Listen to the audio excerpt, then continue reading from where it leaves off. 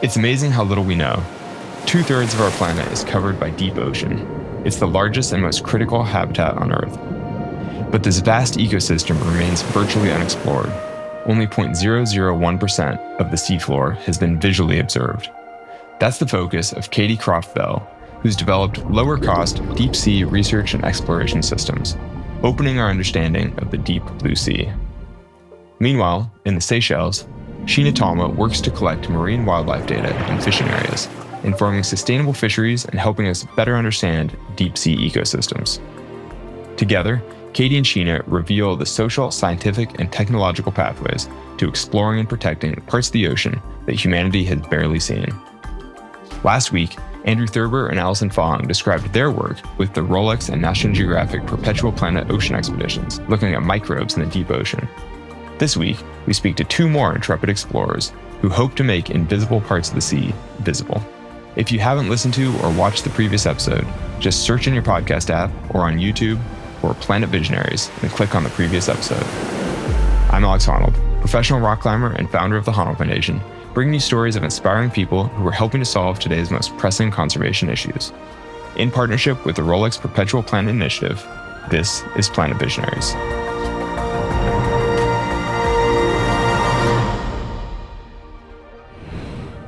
My name is Sheena Talma. I'm from the Seychelles.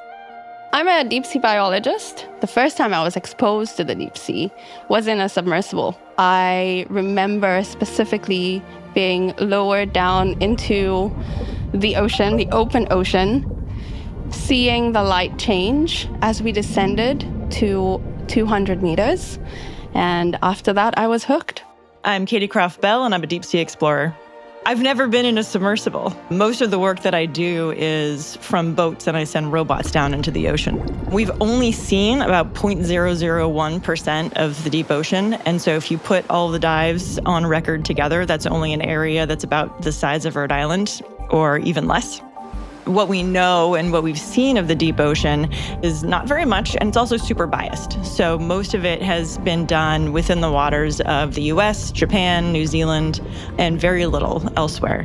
What we're trying to do is to open it up and see a much, much bigger sample of the global deep sea floor.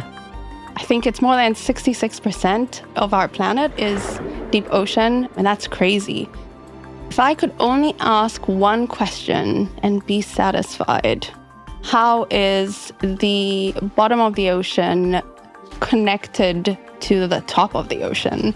Because I think that's how we would get more people interested in caring about the ocean as a whole. On almost every cruise that we go on, we find something new. So imagine what we know of the deep sea in this super teeny tiny amount that we've seen. Imagine what's left in the 99.999%. And that's what I'm really excited about. Hi guys, thanks so much for joining me on Planet Visionaries. Sheena, Katie joining remotely today. Thanks for making the effort. Let's just dive in. So tell me about what you do. Actually, what I do is complicated. When you're from a small island... Surprising. When you're from a small island developing state, you never wear one hat. And that's because there's lots of things to do and very little time. So I tend to work primarily on researching the deep ocean in my own backyard. But I also work on advising the Seychelles government when they go to biodiversity beyond national jurisdiction agreements. And I work with education. So I want to be able to share what we do, not just to the science community, but also to kids at school. And Katie? I have a background in engineering, archaeology, and geology. What I do now is run a nonprofit called the Ocean Discovery League, and our mission is to accelerate deep sea exploration around the world because we haven't seen very much of it.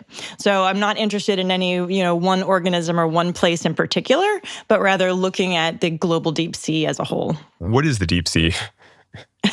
Great question. Like how deep do you have to go to be deep? 200 meters. So over 600 feet, and then all the way down to the bottom, about 11,000 meters or almost 7 miles. Yeah, and would you agree, Katie, that, definitely from a scientific perspective, we would say the deep sea is 200 and below.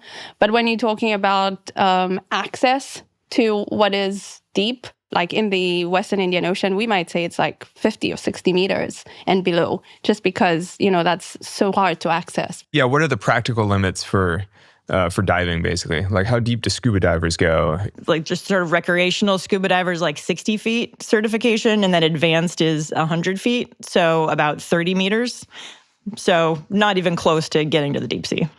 Talk about, both of you sharing this mission of exploring the deep ocean. I mean, why does that matter? It matters for so many reasons. I mean, the deep ocean covers not only this great depth, but also about 2/3 of the planet.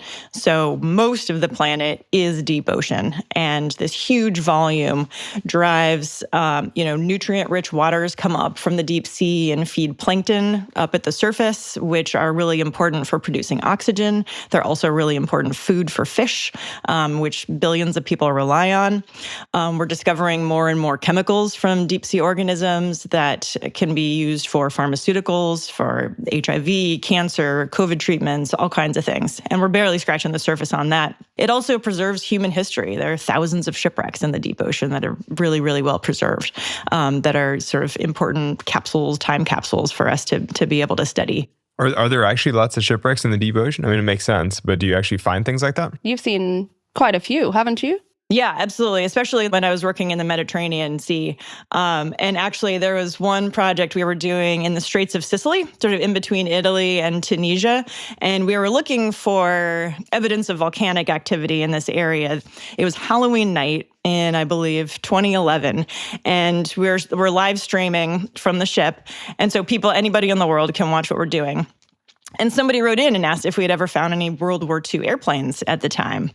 And we said no, but we're in a place where we certainly could stumble across one. And then like 10 minutes later, one of the pilots of the remotely operated vehicle, the ROV, just loses his mind. He's like, oh my God, look at the sonar. And we could see on the sonar the shape of an airplane.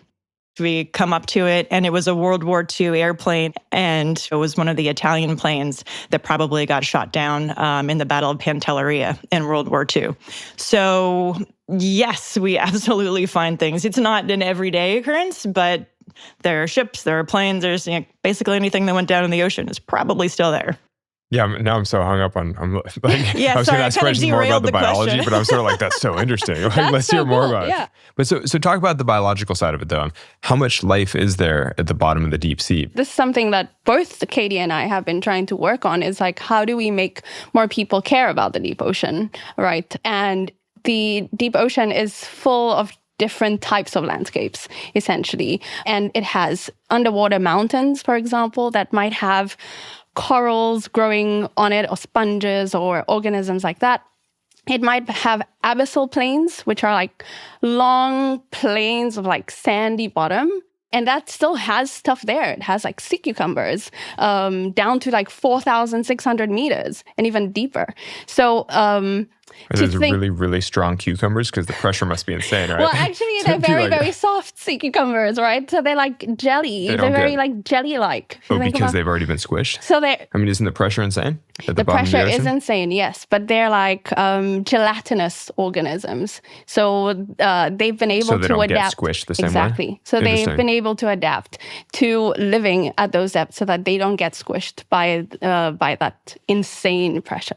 I mean, even some of the fishes that you find in the deep ocean are very jelly-like. Interesting, because they can't get harder, so they get softer in a way? Yeah, in some instances, exactly. So those, like that teleos, so like that hard skeleton that we often think of, like with like a tuna or something like that, it wouldn't do very well. And most of the organisms don't have air inside their bodies. That's one of the biggest things for pressure. So if there's no air, then they're effectively, the same density as the surrounding water. So the pressure doesn't bother them one way or the other. What else do I not know about the deep ocean? I'm like, this is so interesting. Like what? Tell me more about the deep sea. Well, you started off with some of the habitat, Sheena. Seamounts, abyssal plains. You also have hydrothermal vents, areas where you have volcanic activity that's really shallow, really close to the crust surface. And so that would be sort of comparable to like hot springs and things on land? Yes. Like things where you see like exactly. geothermal. Exactly. Yeah, like methane seeps. Yeah, so you have ocean water seeping down into cracks in the Earth's crust, getting super hot and really enriched with different kinds of minerals, and then coming back up into like into Yellowstone the water. underwater. Yeah, totally. And then you have the basis for whole new ecosystems that we didn't know about prior to the late 1970s. Previously, we thought we knew, that all life on Earth was based on the sun, photosynthesis. But because of this discovery of hydrothermal vents in the late 70s, now we know that you can have huge ecosystems in the deep ocean that are based on chemosynthesis, or, energy derived from chemicals. Is the correct way to think about the deep ocean for me as a layperson to think of it basically with the same richness as terrestrial land, what I think of as the Earth, and that same kind of richness is occurring underwater, but we just don't know anything about it? Totally. Yellowstone of the sea, and then they're like big forests. 100%. Like you'll have, instead of having like a forest made up of trees, you'll have a forest made up of organisms like of corals, sea cucumbers, or like really sponges. squishy sea cucumbers. Lots of sea cucumbers all over the place. I'd go more with like the corals and the sponges. Yes, exactly. Okay, well, I don't know. So definitely like organisms that just don't move and stay in one location. But it is comparable to like the boreal forest in Canada or something, and then you have like deserts. The problem is we haven't looked everywhere. So some of the kind of work that you're describing, like you look at a map, you can see rainforest, temperate forests, mountains, deserts, like all of these different kinds of habitats have been mapped out on land. Obviously, it's like really convenient for us to do that. And with satellites, it makes it even just walk easier. Around and look. Yeah, exactly. Whoa, there's a frog. But in the deep ocean, it's so much harder. And because it's harder, the tools are really expensive. It's hard to do when you're down in the deep ocean, either in a submersible or with a robot. It's like being on the side of a mountain in a blizzard at night with a flashlight. Like you can't really see a whole lot at any one time. Oh my God, I know all about that. Yeah. I thought that might resonate. Yeah, totally. So as a result, over the last 70 years or so of having the technology to go to the deep ocean, we've only seen a teeny tiny fraction, 0.001% of it. And what we've seen is very concentrated in certain places, like in the waters of more affluent countries like the US, Japan, and New Zealand. So because of that, we don't have a global map of the biogeography, like the distribution of life, the distribution of habitats all over the world. And so that's one of the things that we're trying to change. We know where certain hotspots are. So we know where certain like seamounts are or hydrothermal vents are, but there's no like clear picture of exactly what that looks like. Yeah, so globally. you're sort of saying it'd be as if you looked at the coast of California in a few places and you're like, this is what land is like. And you're sort of like, well, this is one tiny snapshot of some land. So how does your work fit into that, Katie? You're trying to make the deep sea more accessible. I mean, how do you do that? We're sort of working in three areas. One is to create this biogeographical map of the deep sea floor. So we're working on a new initiative called the Global Deep Sea Exploration Goals to set out 10,000 points around the world that will give us a more representative and unbiased look at the global deep sea. So we want to get institutions, individuals, anybody who has access to the deep ocean to be a part of this so that we can see the whole deep ocean and be able to start to make that map of the world. But right now, with the current technologies that we have, it's really hard to do. Ships cost tens of millions, hundreds of $1 million a year to operate, and most places don't have those kind of resources. So we're working on tools and systems that are more affordable, more accessible, so that more people can be involved in deep sea exploration research, like Sheena. So she's been working with me and my team for many years now and is sort of poster child for somebody in a place who, has huge interest, huge dedication and knowledge about her home country and region, part of the world, the Western Indian Ocean, but didn't have access to the kinds of tools needed to be able to study and explore the deep ocean. So we're trying to, identify individuals like Sheena who are going to be a part of this and make sure that they have the tools, the access, the network to be able to create programs of their own and just really see them shine. What kind of tools do you need to explore your quote-unquote backyard? One of the biggest things that Katie has touched upon is the fact that, it's so hard to access because it's so expensive. Katie and I have been working together with her previous prototypes that could go down to 1,500 meters. These little guys. Wow, it's that tiny little thing? Yes. It goes down to 1,500 meters? 1,500 meters. It has a camera, temperature and depth, and GPS sensors on board. Wow. So you can kind of get the basics. Yep. Exactly. Wow. But those basics are really important to get people interested. Yeah. Because if there's one thing I've learned, it's imagery is important. Going to the deep sea is great, but being able to take whatever you learned from the deep ocean, whether it's footage or your experience, and bringing it back to the community. Once is they really see all the important. sea cucumbers, they're like, let's Exactly. go back. They're like, oh my word, why is So it there? cool. But that is true. I mean, I'm joking, but it's like if there's so much life at the bottom, you're like, that's great. Like, let's look for more things down there. What No, else is down there? exactly. And I think one of the barriers is definitely the price tag attached to the equipment. And the fact that expertise lies in certain pockets around the world, or specific equipment lies in certain pockets around the world. And the science game is always about, hey, friend, can you lend me your equipment because I want to do this? And hopefully your friend is keen enough to lend you their equipment. Classic. And so, Katie, part of your mission is to make the equipment cheaper and more accessible. And then, Sheena, you're trying to use this equipment to Yes. basically just map the area. Well, I mean, do you mostly work around the Seychelles? So I work with different organizations that plan and do expeditions within the Indian Ocean. So I've been fortunate to be on several expeditions in the Indian Ocean. But I think my aim is not just to use it in my own backyard, but to also share the experiences within the region and get more people interested in doing the work. How do you get more people interested in doing the work? I mean, you're saying sharing the imagery, sharing the discoveries, like showing the tremendous opportunity there is to explore. But I mean, is that enough? I mean, do you see people interested in the work as a result of that? Yeah, 100%. One of the most inspiring things is being able to get up on a stage, speak to a room, and then people come up after and be like, that is so cool. How do I do that? Right. So that's just planting the seed. I think what's really important is that there's a long-term goal to it, to ensure that you don't just present the shiny toy, but there's actually a way to ensure that other people can take up the baton and do the work. And I think that's one way in which affordable technology comes in, because at least in the smallest sense, it gives you the access and the ownership of equipment that can get you there.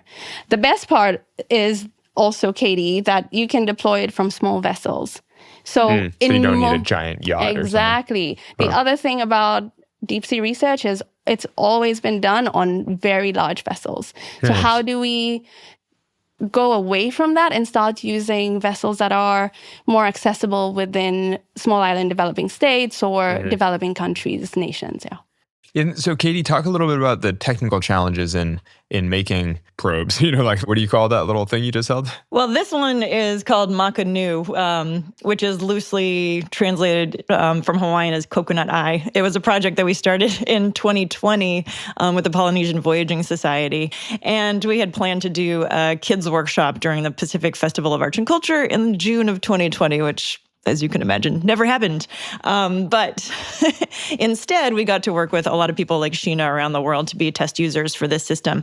And we learned a lot about usability. So it's not just the price tag when it comes to accessible technologies. It's also the usability. What kind of software is required? Do you need to have a PhD in engineering to use this thing? Or can you just open it up, look at a quick start guide, fire it up and throw it in the water? And that's really where we're trying to get to. How close are you to that? Well, with Makanu, I think we were basically there. Do you think it's easy to use? It was a great tool to use because we did go through 3 prototypes before that. So, they were still starting it up. We were testing it.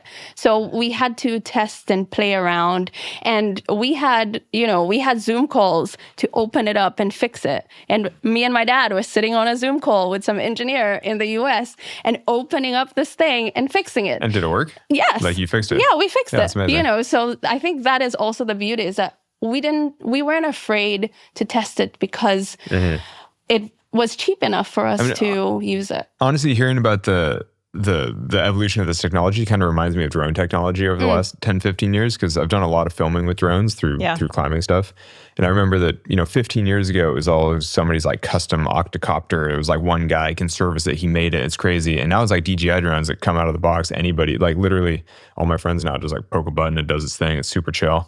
You're sort of like, man, it's so much more user-friendly, but it means that they're so much cheaper that people aren't afraid about losing it, not afraid about breaking it. Exactly. It's like more available. Yeah. So basically you're trying to follow that track for deep sea exploration? Yep, absolutely. So the next project that we're working on right now, we're working with a company called Blue Robotics based out in California to create a low-cost deep sea camera and sensor system. So the new system is called DORIS, the Deep Ocean Research and Imaging System, and it's going to be able to go to 6,000 meters, which will be able to cover about, Sheena, 98% of the entire ocean. Yeah. So, and I'll come in at a price point of like $10,000 or less. So, rather than this being an academic exercise like Mach Nu was, that was very prototypey. A lot of the problems that Sheena had were just because we didn't have the team to be able to, get things to a commercial point where, like you say, open the box and do the thing. So that's why we're working with Blue Robotics right now. And so we're just planning our first training workshop this spring. So super excited about that. And we'll be getting systems in the water this year. Talking to you guys, I'm sort of realizing how much opportunity there is on the more technical side, like tinkerers, inventors, people interested, computer scientists, basically like electrical engineers. Like there is a lot of opportunity to make a real difference in the world and sort of in exploring the world in fields that aren't technically science per se. How do you feel about these fields that aren't, specifically deep sea exploration, but are sort of adjacent and are obviously required in order to do the work that you're doing? Well, one of the things about deep sea exploration is that we need people with all kinds of skills and talents to be a part of it. Especially on a ship, it's sort of a microcosm of a society. You've got the captain, you've got the ship's crew, you've got the cooks, you've got the engineers. Like, you need all these different people to be a part of the team. And then you have the science team, you have the biologists, the geologists, the engineers. If you're live streaming, you have satellite engineer and the videographers and like all these different things that you don't always see, but are very much necessary to make this kind of work possible. For example, the expedition that we're running in the Seychelles will use equipment from a colleague in South Africa, the South African Institute for Aquatic Biodiversity. And essentially, those are the only 3 bits of that type of equipment in the world, right? So it's always like borrowing from friends or being like, hey, can we use the way you've built yours to build one similar, and learning from their experiences. So it really is about being innovative. But I think to your point on, seeing Katie and I sitting here and talking about deep sea work and the work that we do and thinking, man, I could never do that. And that was me. I started my deep sea journey in 2018. That was not that long ago. And I would never have thought that I'd be doing deep sea work or advocating for more deep sea work to be done in the Western Indian Ocean and led by people from that region. So I think it is possible. It's just a matter of carving out the way so that other people can see how it can be done. You were both part of the Rolex and National Geographic Perpetual Planet Oceans Expedition. Talk about that experience. So I'm currently in the process of organizing my expedition, which goes out in March. So very exciting. We'll be deploying equipment from the South African Institute for Aquatic Biodiversity, and we'll be looking at how fish change with depth in the Seychelles waters. And Katie? So part of my involvement has been the documentation of how much of the deep sea floor we've seen. So publishing that paper in 2025, and then from there, establishing these global deep sea exploration goals. And also working on the DORIS project, the Deep Ocean Research and Imaging System, and making that available to Sheena and other explorers that are involved in this oceans expedition. What do you guys see in the next several years? Like, what does success look like in the work that you're currently pursuing? The research that we did to calculate the 0.001% of the deep sea floor we've seen, we aggregated almost 44,000 dives in the last 70 years to do that. With only 12,000 unique locations around the world that have been seen, and we're going to add another 10,000, we're almost doubling the number of new places that we've seen. And so we hope to be able to look at them. And by we, I mean the oceanographic, deep sea exploration community, not just me. It's, bringing institutions and organizations and individuals like Sheena together to be able to do that in the next 10 to 20 years so that we can create that total global map of the deep sea floor. How can we bring more people from more places into the community and truly be a part of it to contribute? Yeah, I think for me, it's ensuring that there's legacy. it's not a fulfillment when you're the only deep sea biologist from the Seychelles, right? Success to me looks like having a group of people from the Seychelles interested and leading that kind of work, having more locally and regionally led work that is focused on the deep ocean. I think the thing that I'm hung up on is just that it seems like this tremendous opportunity that I feel like humans in general are not really aware of, because you're like, who knows what we don't know? Chemosynthesis that we've only known of since the 1970s or something. It's like, who knows what kinds of things like that we'll discover in the whole rest of the ocean that we haven't even looked at. You got it, man. Yeah. How come you guys aren't preaching the good word to everyone you meet? Being like, guys, there's this incredible opportunity. Like, humans should be doing this. People have climbed most of the mountains in the world. But I'm sort of like, oh, when you think that the entire undersea world hasn't even been seen, I mean, that's kind of incredible. Yeah. It's like, don't you think, I mean, kids should be like, this is my chance to like do something totally new in the world and like create things and find things and who knows what. Yeah, I think it's crazy cool. I think just showcasing and showing the avenue of how to do it is where our challenge generally lies, because it feels so insurmountable, right? Because of all the cost inhibitions. And I think this is where Katie's work is really helpful, because it really showcases, hey, actually, you don't need that much money. You just need to be curious and you need to be able to be innovative. You know, do either of you guys have any thoughts about how do you get more people into this? Like, how do you inspire other people? How do you share this? How do you spread the good news? How do you spread the good news? Well, you know, like Sheena was talking about, just collecting video and getting out to as many people as possible is sort of the instant hook. It's really easy to get people excited about deep sea exploration because it's so cool. But then also, creating pathways, ways for people to get involved. Right now, there are so many more ways to get involved with deep sea exploration and to get training, especially as a young person, than there were when I first started in this field 25 something years ago. I kind of had to make my own way, but now there are internships, there are groups of early career professionals, there are all kinds of ways to get involved, which is really, really exciting to see. And I think that in the next several years, we're really going to see great things come of that because of this huge global support network and people training other people and just an explosion of deep sea exploration and research. Yeah, I think I agree with Katie. There are new ways to get involved. There are more vessels out at sea, with the ability to have more people on board, to have that first time experience of being on the ocean or seeing how a remotely operated vehicle works, all that kind of stuff. So I think the opportunities are increasing. I think it's very encouraging. A bit of a cautionary note, I guess, though, is the fact that there are a lot of opportunities, like new things, new internships, but it needs to be matched with resources to be able for people to be able to continue doing this kind of work. So what is the point of getting a lot of people trained and excited and into deep ocean exploration and research, but not having jobs for them, not having the ability to do this kind of work? So we really need to have that investment not only in the training and the excitement, but also in the continuation and the growth of the field. I mean, we live in a house, so you would think that we want to know every nook and cranny of that house. The house of Earth. Exactly. Yeah. But it is, in a lot of cases, a privilege to be able to study our ocean and ask questions about why fish are found in certain places or be innovative with technology, right? So how do we create a better social construct as well to allow more people to have those opportunities? It's interesting. Your metaphor of Earth as a house makes me think the deep sea is sort of this giant basement with full of dusty drawers and things and who knows what kind of treasure if you're brave enough to go down into the dark and look around.